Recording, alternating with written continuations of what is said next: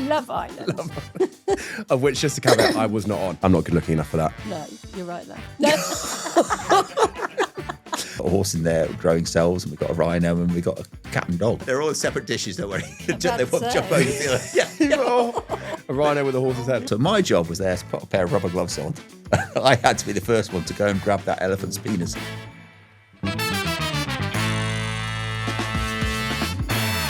Welcome to Talk Horse. Our gallop through the highs and lows of the equestrian world. I'm Pippa Funnell. I've been eventing for most of my career. Now I'm coaching a lot more, and I'm an author of a series of children's books, Pippa's Ponytails. And I'm Tristan Phipps. You may recognise me from Made in Chelsea. However, there is another side to me. I'm a nature lover, a big horse lover now as well. And I'm learning more and more each week thanks to our amazing guests and, of course, Pippa. Now, today's guest is someone quite remarkable, and I think we're both going to find it very interesting and fascinating to learn his trade within horses. So, whether you're a seasoned rider, a horse lover, or like me, wanting to know more, this is the podcast for you. Saddle up, join our equestrian community, and let's talk horse. Hello, Pippa. Tristan, welcome home. Did you miss me? I think some of the listeners have missed That wasn't you. the question. I said, did you miss me? Well, Just playing hard to get now. yeah, of course I missed you. Thank you. Of course That's all I missed wanted. you. I'm feeling a bit needy. I've missed everyone, and we've got a beautiful new studio. How exciting is that? Amazing new studio. This is home for us now. It is home. I'm actually, because rental prices are quite expensive in London, so I actually might move my mattress in here. Do you mind? Is that a bit weird? Well, I don't mind, but I've still got to You've go got a back home, to the haven't you? Yeah. country, Fair enough. feed the horses, look after the horses. I'm not sure we can get many horses in here, to be fair. But tell me, so you had an amazing time in Hong Kong. I did. You need a new diary, do you? There may or may not have been a slight diary issue, yeah. And I was very much watching the Rugby Sevens at the time where we were meant to be recording. But you had an amazing replacement. Louise stepped in. We had a great couple of episodes. Louise Bell stepped in. I thought it was fascinating, and I think you really missed a wonderful guest in Bob Champion. And then we had a very old mate of mine, Justine Ward, and a lot of old stories and a lot of laughter. I believe there's some stories that, well, lucky for me, I can listen to everything on Talk Horse, the podcast. So We'll have to get her back because she was really, really upset not to meet you. And she was upset for her kids because her kids were dying for her to meet you. And so they watched Treasure Island. Love Island.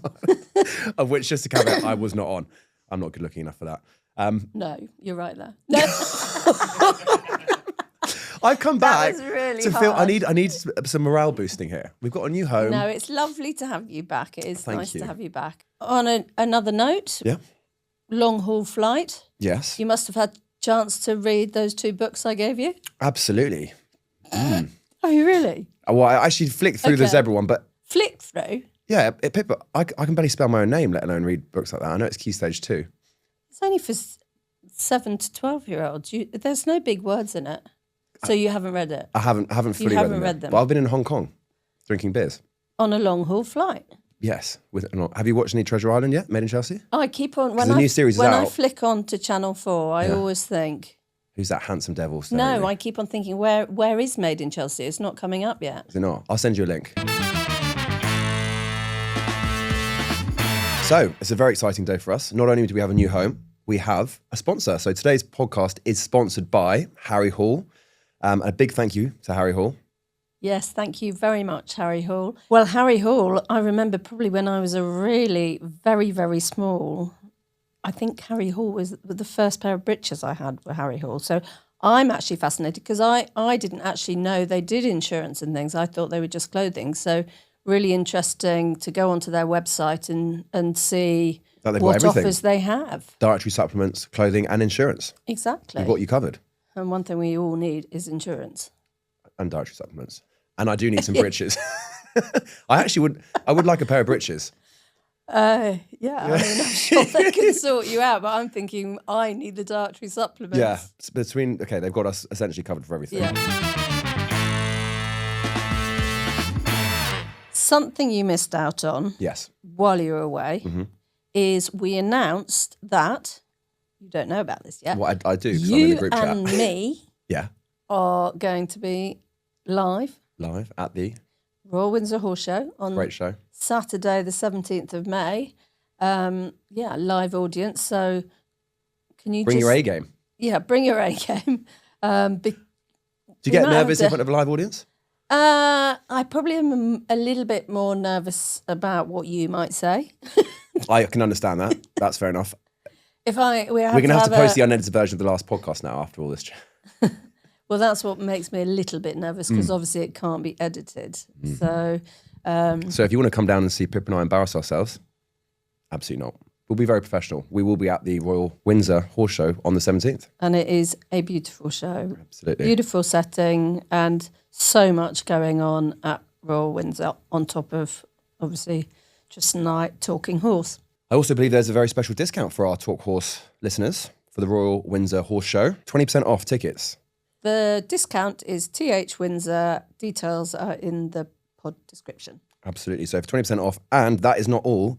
We have our first Talk Horse competition. For all of you lovely listeners, you could be in with a chance of winning 4 front row seats to the live podcast at the Royal Windsor Horse Show on the Saturday, along with a bespoke Talk Horse merchandise bundle and 4 tickets to the horse show, which is a very special prize. So please, listeners out there, don't let the winners, the 4 lucky winners with the front seats, be the only people sitting in the audience.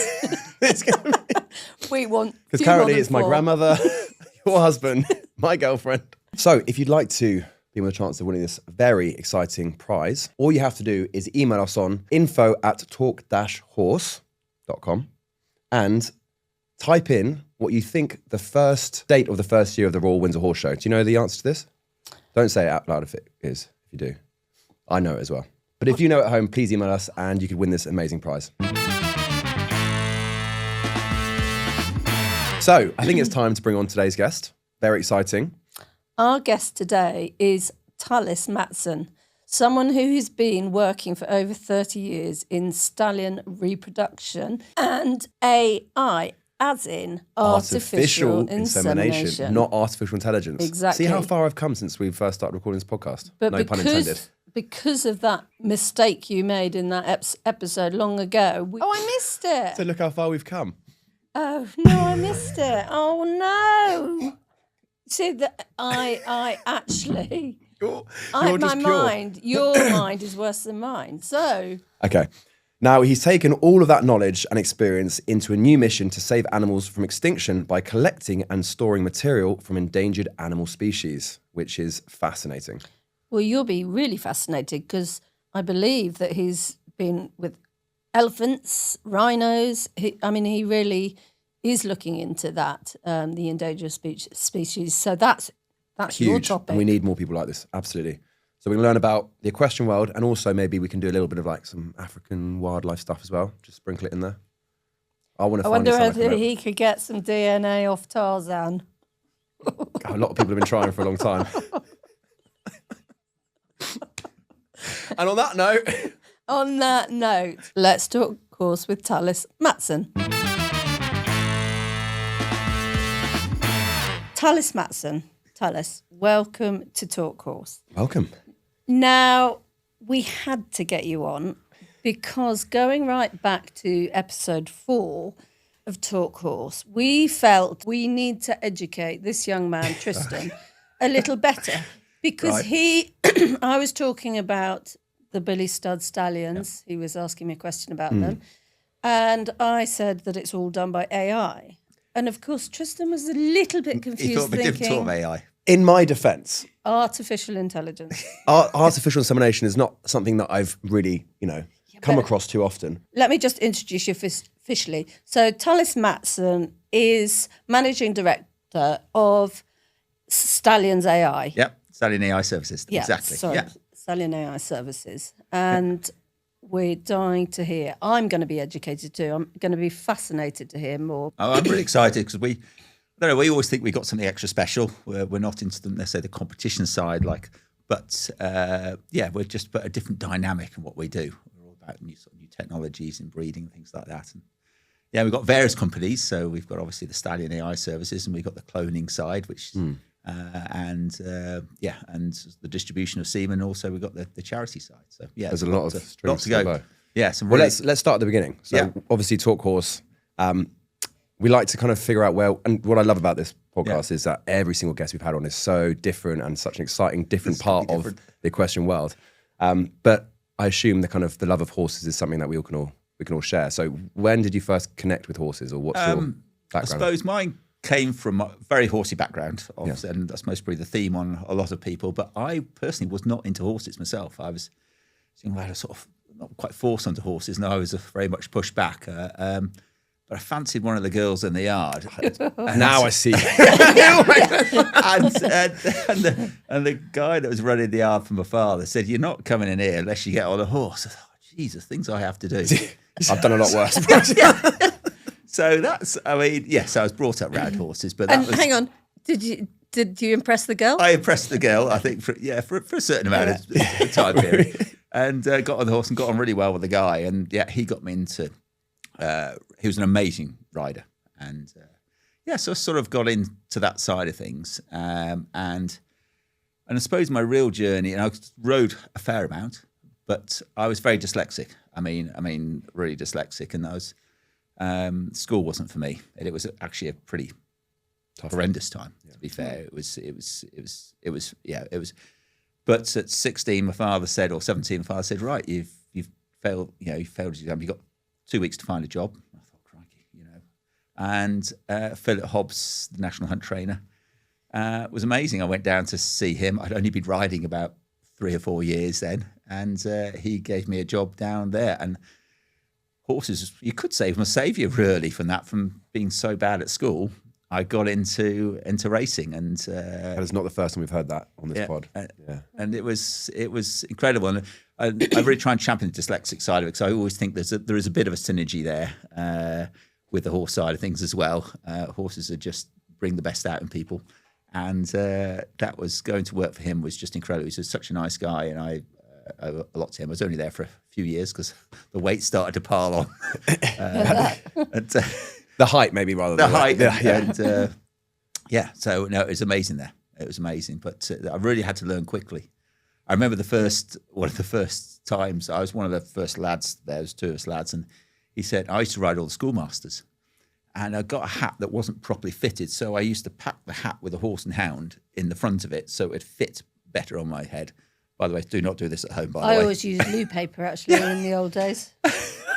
Right, It was loo paper if I had a hat too big. And I never forget the first time going up the fences. He said, "Right, I jumped the first fence. The horse came over. Now he's blind. Right. I was literally riding blind to the second fence. It's quite impressive. But you have to learn pretty quickly on that. But that was the start of my career. I rode in horses. I rode in about 70 odd points, and amazing. I was pretty useless at it. I used to diet so much that I had one winner. My win to ride ratios was not good. And so, at what point do we now discover AI? Well, and it really is. And I firmly believe this is why I'm sitting here today. And I think everybody in their journey of life has had something happen to them that steered them on a certain path.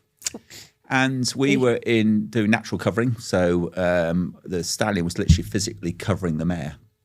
And again, it was a sad time. The stallion went inside the mare, ruptured the mare inside, and the mare passed away. And you think, God, there must be another way of doing this. We're quite a traditional country with our thoroughbred breeding, where everything has to be done naturally. And I thought we must do AI. And it was that was the trigger. So I went off to New Zealand. With the North and South Islands, very expensive to move horses backwards and forwards. So they shipped semen instead of the horses. Learned how to do AI there. I used to hatch chickens. I love my chickens and hatching things. So all my incubators, I cleaned them all out and put all my instruments in there when I came back.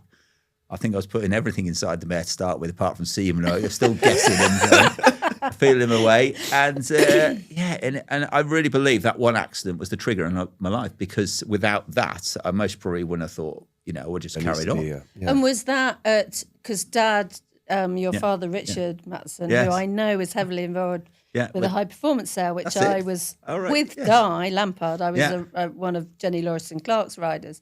And so that's when I met your father, but he had Tremolo's stuff. That's it. And that happened at Tremolo's, did it? Yes. That covering. It's an Irish draft stallion called Sportsman, who was by Skippy, and it was the Hunter Improvement Society, the HIS then, and we had a thoroughbred stallion and an Irish draft stallion, and we used to put the Irish drafts on thoroughbreds and the thoroughbreds on Irish drafts, and that was how we used to sort of breed the horses many years ago. So that was really the Catholics, and we were just, as you most probably been in the right place at the right time. No one was really doing AI then, and it just literally snowballed. Did you initially meet any resistance kind of with this kind of new way of thinking? And a tiny little bit, but not much at all. I remember there was a little bit saying, are you messing with nature? But we followed that right the way through, when we started doing embryo transfer, the same thing. But then it soon stopped very quickly. People soon realised actually this is the better way forward. Yeah. And it's moved on. I mean, it has moved on enormously. Massively. Because I have to say, in our early days when William and we were collecting semen off the Stallions, I have to just say this story while we're at it, because the semen was collected and it was put in the fridge. Oh, don't tell me you put it in coffee. Next to the No. next to the milk. Yeah. And I always chuckled because I always thought, oh my God. Imagine if someone That is just a goes. savage mistake. Yeah. So anyway, so it's moved on an awful lot since we those do have a days. semen fridge. We have a fridge. The lab says semen fridge on it, so there's no confusion there. This was many years ago. Yeah. So, but yeah, that was the sort of the very start of the artificial insemination journey, and really sort of grabbing that, and it literally doubled every year. And did you go and have to do research, and did you go and be educated with it, or there wasn't anything really? So New Zealand was my education, you could say. So it was a great chap in just outside Christchurch doing standard bred horses. And that was in a sort of lab sort of thing here they had? Very basic. No, it was literally, he was collecting off some outside, and he had a very small lab, and he let me AI a few mares, and it was very I was only there for sort of a month, and I soon learned how to a certain degree. But then, yes, I went to Utrecht after that when it came back, and actually had a proper learning certificate at the Utrecht University, on a couple of weeks course. So then, yeah. And that must have been quite tricky with your dyslexia, or? Yes, it was. I mean, reading things and things like that. I can read, but I can't really write now. I'm not very good at writing. So, but I think it does make you think outside the box. I mean, dyslexia. Dyslexia is a superpower. Yeah, it is. It's the invisible gift. It's Absolutely. cool. Yeah. And that's what we're always trying to champion back then. So it makes you think differently. And it's quite incredible. I know we're coming on to it, where that's grown to today. With the AI side, and we literally doubled every year. I remember the first year we did 6 mares, and it was literally, I looked at the stats, and literally 12 the following year, 25 roughly, and it was just doubled every year. Because people knew that it was a much more safer, more efficient way of kind of. Yeah, that's right. That's right. And they suddenly realised, they can import semen from abroad now, get those other genetics that they really want. How do you import it? Do you have to keep it at a certain temperature? Is it high temperature or lower temperature? It can be very, very low. So frozen semen's kept at minus 196, and chilled semen's kept at 5 degrees. Chilled semen lasts a couple of days. Frozen semen lasts indefinitely. So, but they have different conception rates. So people like to use fresh if they can, then chilled, and usually frozen, depending on. So sometimes you really got to get it in the back of the car and hot foot it up. Yep. Yeah. Oh, there's a lot of same days. Oh, yes. This time of year, the phone never stops. We take about 200 or 300 calls a day. Wow. And a lot of it's same days and whatever. The timing for the mares has to be essential. I mean, you must be having to work with very good vets to know. When this is the day. This is D-Day. Quick, get the semen here today. And when frozen, you must remember this years ago, frozen semen, people just said, it doesn't work, and it's picking the right vet. And it was a real hard time getting people's confidence in frozen semen because they said it just didn't work. And now the vets are trained up, and it's so much better. Frozen semen works really well. We've had some amazing stallions, and they've really sort of helped us on our way. And that's really, I think one of the ones was Demonstrator. Do you remember Demonstrator? He was one from Broadstone Stud. He was the one of the first sort of celebrity stallions, and when you get one of those in, that really helps an awful lot, gives people confidence in what you're doing. Out of curiosity, how does it work in terms of, say you've got a stud or a stallion, a champion stallion, how does it work in terms of who has the rights to then the mare, which mare can be bred with that? Do you have to have some sort of kind of understanding? It varies on the stallion itself. Obviously, if it's exceptionally popular, sometimes obviously they'll pick the mare, say limited to so many, and let's pick them. But that's only happened with Big Star and a few stallions, but most stallions, it's an open book. It's up to the stallion owners to say, they usually say, no, you can sell as much as you want. Really? So we had one called, do you remember Mill Law many years ago? So he was really popular. At one point, there was only something like 7 or 8 advanced eventing stallions. And I think we have 5 or 6 of them. Western Justice is one. Mill Law, I'm going to get into trouble. Upson's Deli Circus is one I loved. He was a coloured stallion. So, but Mill Law was really busy. So we did restrict his mares. He was having 150 odd mares a year. Busy boy. He's a busy chap. And so he's only so much he could, yes. Those are good numbers. Yes, he restricted him a little bit. Okay. And that's one of the reasons why in racing they're not allowed to do AI, isn't it? Because otherwise the top stallions would just be the same genetic kind of. Yeah, if you want a controversial horse talk, we can talk about AI because it's not allowed. But yeah, there's all different. But that's is that one of the reasons? Yeah, it's one of the reasons that it needs to be restricted because the top stallion could have thousands of mares. Then you've got inbreeding. And maybe we can talk about that later when it comes to endangered species, or even horses. And that is one thing. I mean, the thoroughbred's gone up to, I think, 16 or 70% inbreeding. If you think of a brother-sister mating, it's 25%. Yeah. So it's creeping up. So if one stallion can do a lot more, it could get a lot worse, and then it implodes. So at what point will that kind of reach critical mass where... Well, it's sort of doing it now. I think the research, so there's a paper written last week about the inbreeding and the sort of the reabsorption rates of because what happens when you get inbreeding, you get a lot of neonatal early losses basically, and that's already creeping up. So you've got to keep that under control, inbreeding. Otherwise, it's called the extinction vortex, or it could be absolutely disastrous. So how far down the line? Because I know with the Billy Stud, if you look going further down the family tree, there are links, aren't there? How far back? Because some inbreeding is obviously, they call it appropriate inbreeding. It's case by case basis to a certain degree, but we really have to be careful that at inbreeding. You look at the Suffolk Punches and the Clydesdales, big heavy horses. They've got an inbreeding, I think, of 27%. So they're really bad, and they've got. Some of them have got serious issues when it comes to getting them in fold and folding down and things like that. So it's something we really have to be mindful of. But there's some great things out there called the Spark system. It's like the dating app or dating for horses. So if you want to put your mare in fold, chocolates. Yeah, that's it. It's like a red, amber or green. To see if it might be if it's a red match, genetic. Do not breed with it because they're too close. So and that's really worked really well. So. So the rare breed sides have to maybe come on top, but that's been a big part of my lives. But the stallions that have really shaped us, some of the ones, we just have an open, they can cover as many. I must admit, having gone onto your website, and I think for people that are interested to go on to the Stallion AI services, I could not believe the amount of stallions and how many people worldwide you deal with. Unbelievable. There's 1,400 different stallions, I think, on there. We've got our open day next weekend, week on Saturday, so we'll have 30 or 40 stallions parading for that. So I'm glad when that's over and done with. So busy time. Yeah, it is. Yeah, but it's fascinating, and it's great to. Do you remember Romero B? Yeah, he was another eventing stallion. Yeah, he was an interesting one. This is probably true story of this. His nickname was called Roger, and I remember our telephone number is 666-295, but the local hospital is 666-292, and sometimes we used to get somebody ringing up for the local hospital. And I had this call one day off this person. I get a bit stressed out in the stud season. The phone rang. Said, "I'm just ringing up to see how Roger's getting on." And I said, "Oh yeah, he's been in the. We just collected the semen off him." Oh, no. And I promise you this is true. And I said, "He's only gone in to get his tooth removed."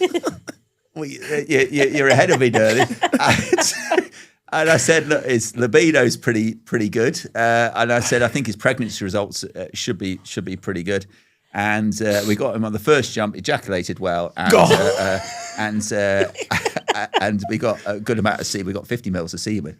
And there was a silence, there was just a pause. Oh, this is so good. And the lady on the phone, she said, "Roger." I said, "Yes, Roger." And she went, "But I only dropped my granddad off yesterday at the hospital." And I went, "Oh, shit." no, sorry, you've got the wrong number. And there was like a real shock. Oh, that's unbelievable. So we, anyway, yeah, so that was quite. Anyway, Roger was like, get me up to there. That sounds great. So that was me just sort of sometimes in my own little world, just smash off. So, yeah, but we have the team that we have, they're very sort of attuned to all that. You don't want to come to our Christmas party. There's zero filter. Oh, brilliant. Zero filter. Getting me up there now. That sounds amazing. But yeah, there's lots of different things at the moment. We're having a real weird one at the moment. I don't know, but there's this thing called Stallion gummies, and we've had the last few weeks something's hit, and we're having all these calls of people wanting Stallion gummies. But so that's was that like a Viagra for horses? yes, no, not for horses, no. Yeah, not me. For, yeah. For the you obviously know a lot about this. Yeah. Love your horse but not the high costs? Say hello to the Harry Hall One Club.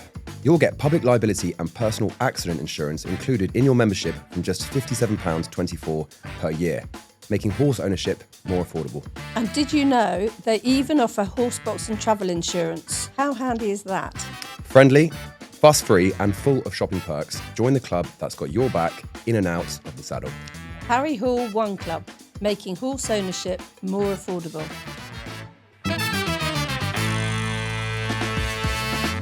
How I actually got into this was I love technology.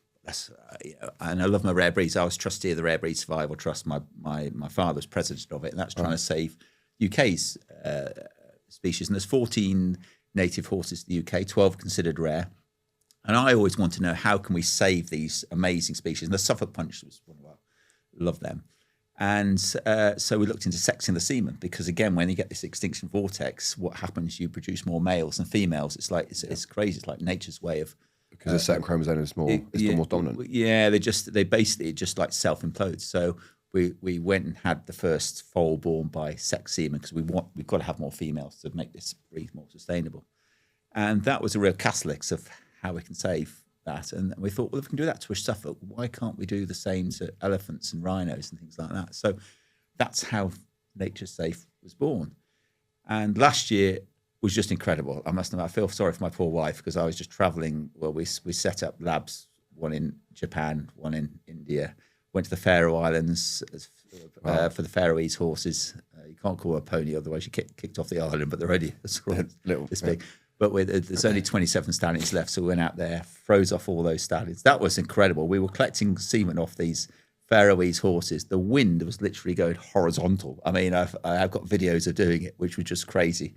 Yeah. But they had a libido, which was just brilliant. So you could have jumped on a bale of hay and they still would have fancied it. And they went back and froze that. And now with the Nature Safe side, it's just with 50 to 100 species a day. So just for the listeners, something. explain Nature Safe. Sorry, I'm rubbing. Before we go on to Nature Safe, yeah, I just wanted to ask, because there is an element there where you could, I'm just coming at it from a different angle, you could say that's slightly interfering more with nature, isn't it? Yeah. And because if you think about semen, isn't it, the strongest one wins sort of thing. And when you're trying to pick the semen out to decide the sex. Sex semen. Yes, you're splitting X and Y. So basically, the X-bearing sperm, the female sperm, has 4% more DNA than the male.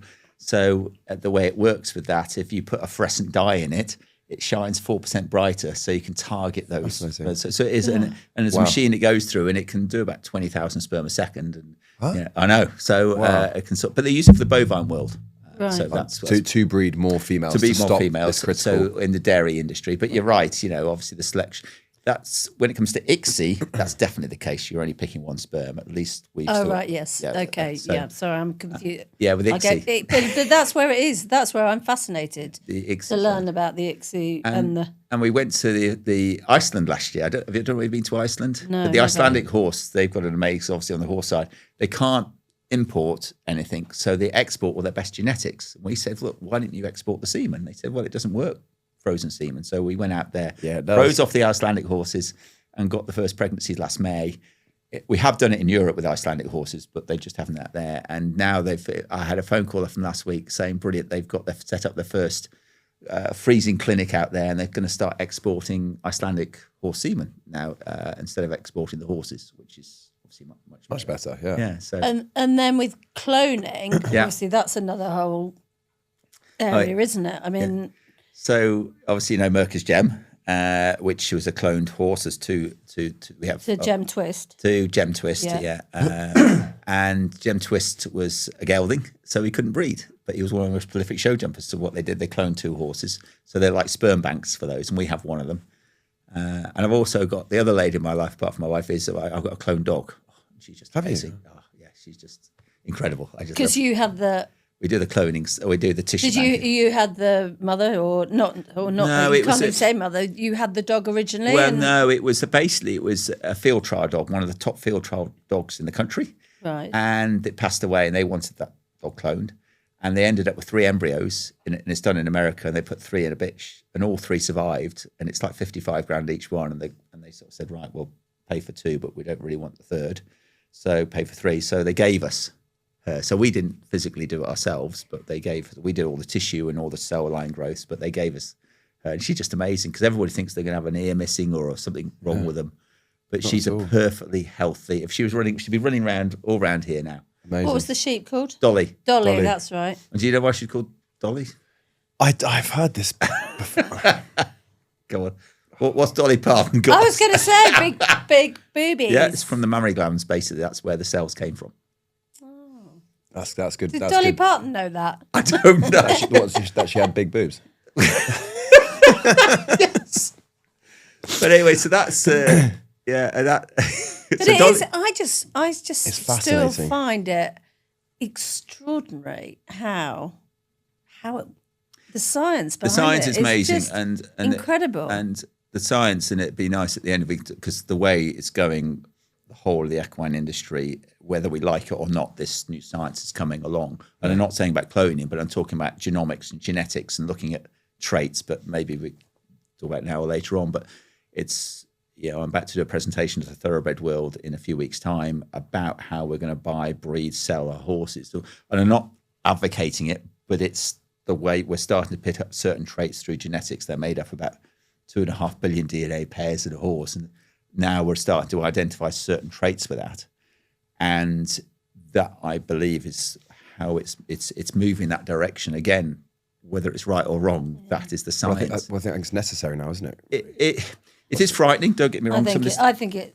I can absolutely see there's great opportunities, but they're also it makes me nervous. But there's always, you look at the cattle industry, they've been doing it for years, and now their list of traits are huge, but they're easy to identify how much milk they're going to produce. And they literally, as a calf is born, they can tell whether that is going to be a good cow or anything, Yeah. And it's hard to identify with the horse world, but it is fascinating.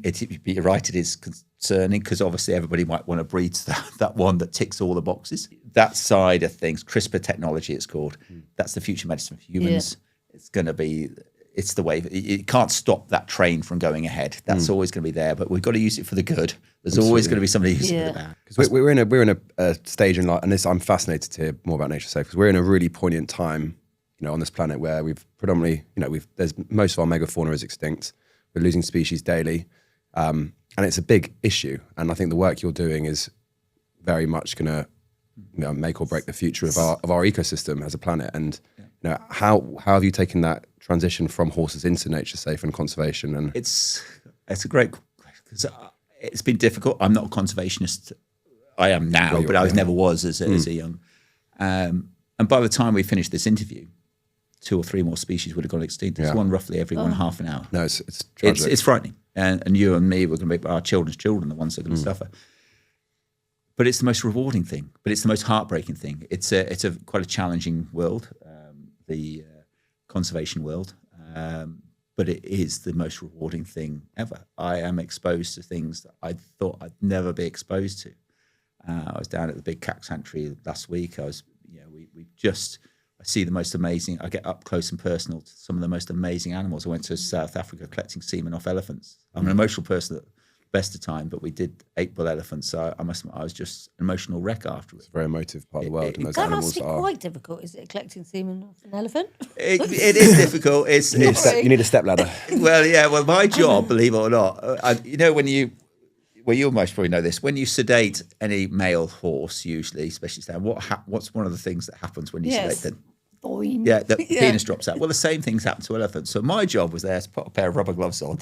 I had to be the first one to go and grab that elephant's penis once he went down. So they're darted. It's very weighty. There's a lot. I've seen a lot of elephants in must, and they are impressive animals. Yeah, yeah. I'm talking Well, like they're willies. yeah, about 6 foot long. Some of them. Yes, I said, we do one. We knocked an elephant. We'd start at 4 o'clock in the morning, and we used to do knocking 2 elephants out. They do it when it's quite cold before it gets too hot. And the first elephant they knocked out, and they measure everything. So they knocked it out, and I was holding on to this elephant. And they said, right, we'll measure it. And they measured the legs, and they said it. I don't know what it is, 3 foot, or I don't know, 2 foot 6 inches. And I said, no, make it 4 foot. And he said, why is that? I said, well, if someone was doing this to me, I'd want them to add on a couple of extra inches. It's like the old parable. How big's the fish you caught? Keep going. I bet the female elephants are thinking, can't we have AI? Yeah, the female's going, I know exactly. I know that trick. But it was incredible. I mean, as weird as it might sound, it was just every breath that 5-ton elephant made to collect the semen off. We did 7 bull elephants. I think we're successful with 5. The team around was just incredible. It was just amazing. There's no doubt about it. And we would collect the semen off them. Where I have helped develop a device that we can analyse semen on an iPad. So we didn't have to take it back. So we analysed it. It was straight away there, straight in a helicopter, straight back to the labs, processed it, straight back, did another elephant. It was just incredible. And is that in order to protect the population of a certain, like the tuskers or genetic profiles? So I don't mean to South Africa, but they're amazing. But they're in these massive game parks. But I was a safari guide for 7 years. Oh, well, you know about this. this is why I'm so fascinated with this. Right. Yeah. So the inbreeding again. It's banking those genetics because once you start losing that genetic pool, as you know, 10 million elephants at the beginning of the century. There's 300,000 or something left now. I think it is. I can't remember exactly what the stats are. But it's that genetic pool, banking that wide genetic pool. As soon as they get down to like the last 2 northern white rhinos, Well, exactly. I went to see them in September, and in Kenya in El Pechta. El Pechta. I'm not normally stuck for words. I did about 3 takes to camera, and I still couldn't get my words out in front of them. It was so emotional.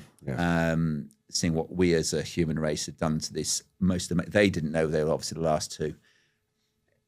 Nigeria, and I can't think of the names now. Mother and daughter, basically. Kia. Yes, and Sudan died in 2015, I think. And we saw the gravestones of all the other ones that have been poached. They haven't lost one for poaching for 7 years in that area. But you just look back and think, God, what have we done? What have we done? And that's one of thousands of species that have been persecuted. But with a ray of sunshine, with Nature Safe, we are doing something, I believe, extra special, all on the back of the equines, really. If it wasn't for the... because you founded Nature Safe. Founded Nature Safe, and we're just preserving them. If I thought we can do the same to a Suffolk Puncher or a Clydesdale, freeze their tissue down. So, I don't know, you've heard of the Millennium Seed Bank? Yes. So where all the seeds are stored, but where's the one for animals?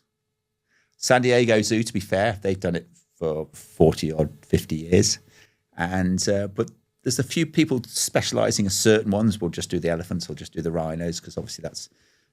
but we're doing all species. So literally this week, I reckon we'll be banking our 300th species. Wow. But you never know what's going to come through the door. Yeah. There's something called the mountain chicken frog. Do you think it's a frog or a chicken?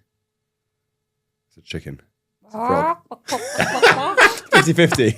50-50. So I think there's less than 100 and passed away. And that's always the sad thing. When they arrive in the labs, it's an animal that's passed away. So have people sending you? Yeah, so the zoos. So we got 60 something zoos signed up now all over the country. So anytime an animal passes away at a zoo, they send us part of the tissue in, and then we freeze it, or the testes, and we do something called epididymal sperm extraction. So we take semen from the testes. Yeah. But when you're doing this work, it's quite incredible, because sometimes no one's ever done it on this species. So the sense of responsibility, and I have to admit, 56% of the time, it might not work because the animal might be too old, the semen quality might be so good, or there isn't the protocols to do it. But when you get an animal that's literally on the brink of extinction, I can't tell you the pressure sometimes it puts on you. But when you get it right and you thaw the straw out, it is, I don't know, it sounds weird, but it's amazing. It's you just think, wow, we preserved it. I think it's some of the most important work you can do. Unbelievable. It is the most rewarding thing I think you can ever, going back to nature and seeing what nature has around us. And the more I get involved with nature, I absolutely think what an amazing planet we are on and how amazing nature is. It's just incredible. Just explain. I can Just be a rewind. bit thick. So you've got the cells. So we take usually the ear, but it can be any tissue from the body because how it works, if we rewind a little bit, when you cut yourself, And you've got a that bit of scabs blood. over very quickly. And those are cells, that's why we're like skin cells. And in that skin cells, all your DNA, you're about 2.5, 3 billion DNA pairs are crammed into that cell. And that makes your eye color, your hair color, and everything else. And we can freeze that down. And why we're different, if I was to get this, if you want a good night out or about to have a good night out and you want to put a bottle of champagne in your freezer before you go out and you forget, what happens when you forget when you come back with that bottle? Popped. Virtually all the biobanks around the world, a lot of them, they just look at the DNA and all the cells pop and they just look at the DNA profile. What we do with our bank, we dehydrate that cell, we take all the liquid out of it, but that cell structure's there. So that cell stays alive for 10, 20 or 1,000 years time. So I know, it's incredible. How did you work that one out? I don't know that 1,000, but in theory it will live on for... Yeah, and definitely. The beauty about this, so this animal passed away sort of 4 or 5 years ago. We just took its ear, froze that down, and we thaw some out to make sure our protocols are working. And just literally a week ago, we got it out the freezer at minus 196. We thawed it out, put it in a culture, and those cells, and I'll show you the cells in a minute. They just started growing, and they started growing and growing. We've done. But what do you put them in to make them grow? It's like a media. It's like a feed. So it's a bit. I would call it like the greenhouse because you go. Lucy, who runs the lab, is amazing. She like in a petri dish, kind of that's it. And she feeds them, and it's got to be. When we first started it, everything wants to grow in there, fungus and bacteria, because it's the perfect environment. Yeah. So you have to be ultra clean and sterile. But yeah, and it's literally in the lab in Whitchurch. We've got a horse because we do the clothes side. We've got a horse in there growing cells, and we've got a rhino, and we've got a cat and dog. You must make sure they don't. So mix up. Yes, they're all separate dishes. Don't worry. They won't jump over. Yeah. A rhino with a horse's head. No. But it is quite incredible what we can do, and all this has come from the horse side. Yeah. And I say make it sound. I want to get my diary out and write this all down. It is. I can listen to it. But it is fascinating, the science. It really is. Truly fascinating. But like, I know you're into conservation. It's just unbelievable how, from where you started, Incredible. to where you've come, just absolutely incredible. And every day's a school day. You're always learning. You're always trying to do something different. Honestly, it is quite incredible. And the media sort of are loving this sort of technology. I don't know if you heard about the dire wolf last week. Yes. Yes. And we're not about de-extinction. No. To be fair. No. The technology is interesting, but we're about saving what's here and now, not bringing back the dinosaur or the woolly mammoth or the don't dodo. do that. Don't bring back dinosaurs. No, we're not into that at all. We're about preserving here and now. Those direwolf pups are already big. Yeah. So, but the what? The Direwolf is an extinct species of wolf that was a lot brought back. So that's caused a lot of big. talk. no. What is the future of conservation like, in your opinion, with this technology and the way that you're working? It runs alongside, and it's important that it runs alongside normal conservation efforts. It doesn't take over anything else, because some people say, well, if we do this, they'll stop trying to preserve them out the wild. That's not true at all. We're just a backstop. So, and one thing I can tell you today, which is quite news, which has come up just recently, we've just been nominated for the Earthshot Prize for 2025. Wow. So What a legend. it's just so we can, That is if all your unbelievable. listeners can keep their fingers crossed, please, because we won't know until August, but that will be incredible. But yeah, no, I've got a present for, well, you've had one before, but I don't think you've had one of these. I think I've still got it in my pocket. But one of our sperm key rings. We've got a glow in the dark. Oh, I would love another I know, one. I have got you. That's amazing. I want another sperm. That is. Do you know what? I'm actually going to hold on to this very fond memories. You're jealous of my sperm, aren't you? Yeah, I want one of your sperm, Tullis. That's not something I've had every day. Honestly, I have to say you I are want a sperm. fascinating. You're going to have to put that right at the beginning of your... Thank you so much, Tullis. Couldn't It's agree with been you more. Couldn't agree with you Fantastic, more. yeah. No, thank you. Thank you. What a fascinating guest. We thought you'd like him. I am a big Tullis fan. We thought you would because I know how much conservation, the elephants, rhinos, all Yeah. those endangered species. I thought it was absolutely fascinating what has grown for him. I love this podcast because it's the light with the dark. You know, we want to learn, but we also want to laugh. And I think what he is doing is really going to change the world. And to hear it firsthand from the horse's mouth, no pun intended. Yeah. You like that? You got that one. I'm a bit slow on your Is you a puns bit, today. yeah. We need to. I'm back in the game now, and I really hope that you guys have loved this conversation as well. And if you have loved it, please make sure you join our community by subscribing, so you never miss an episode. We really, really have enjoyed hearing your feedback. It's very important to us, and like we've obviously really enjoyed the different guests and things. And so if you have any suggestions, let us know. Let us know your feedback. Our email is info@talk-horse.com. Thank And you. again, we would like to say a massive thank you for today's podcast sponsors, Harry Hall. Please join us next time because we've got so much more horse talk to share with you. Bye for now. Bye.